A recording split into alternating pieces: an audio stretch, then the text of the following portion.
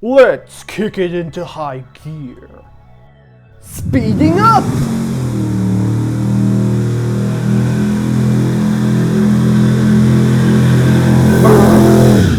Are you alright? That was one wicked zooming, but what was all that about, you may ask? Well, that was the frame rate increasing, and thus the speed was increasing.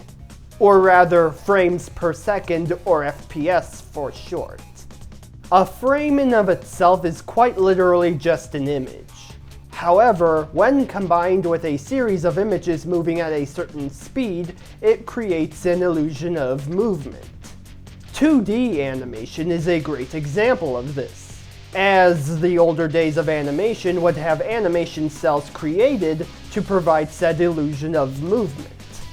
To create that smooth illusion, at least 24 frames must be playing per second. At least, that's what I've seen everywhere, even being taught that in my schools, because Ryan Chester argues otherwise.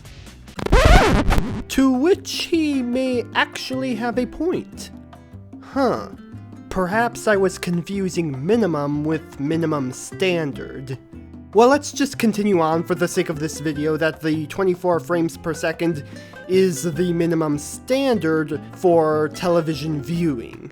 Alright? Let's continue.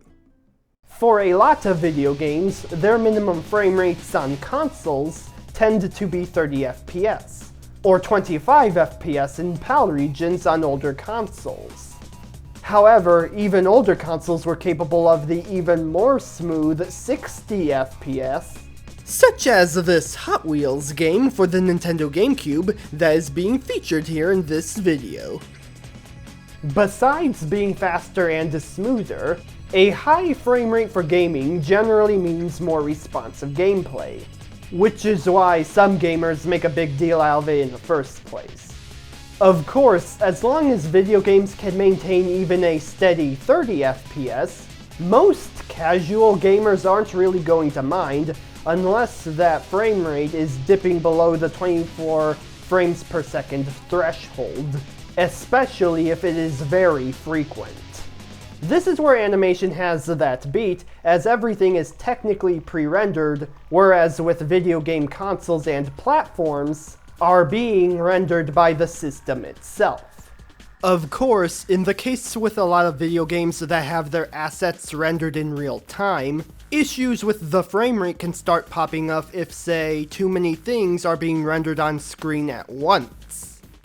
Depending on the game, this will either result in the frame rate stuttering, as you see here, or in arguably worse cases, the frame rate will run really slowly. Now, I should mention that there are video games out there that do make a significant use of pre-rendered assets.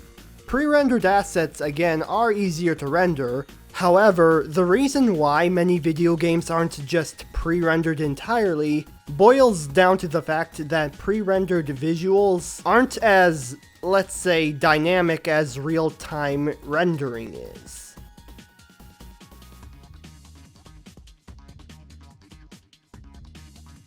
This isn't to say you can't make 3D environments out of pre-rendered backgrounds, but again, the pre-rendered backgrounds are limited to how the assets are set. They can't budge any further than how they are set. Fun fact!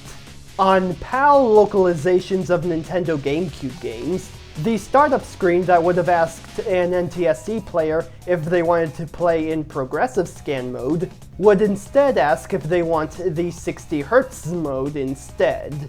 This might be because the native PAL resolution is already higher compared to the NTSC GameCubes, so a frame rate increase might have seemed to be the more preferred choice over there.